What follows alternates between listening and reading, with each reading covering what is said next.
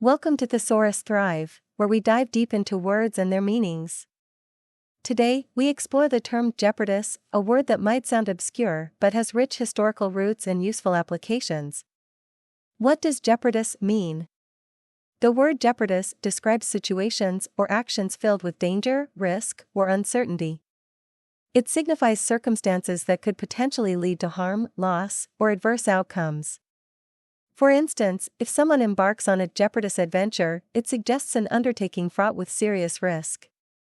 Origins and usage: jeopardous originates from Middle English, directly linking to the word jeopardy, which also conveys the idea of risk or peril. Although not widely used today, jeopardous adds a classic, literary touch when describing hazardous situations. Synonyms for jeopardous: if you're looking to enrich your vocabulary, consider these synonyms: perilous, hazardous, risky, unsafe, and treacherous. Each of these terms can describe scenarios where safety is compromised, making them useful for writing and speaking contexts that call for evocative language.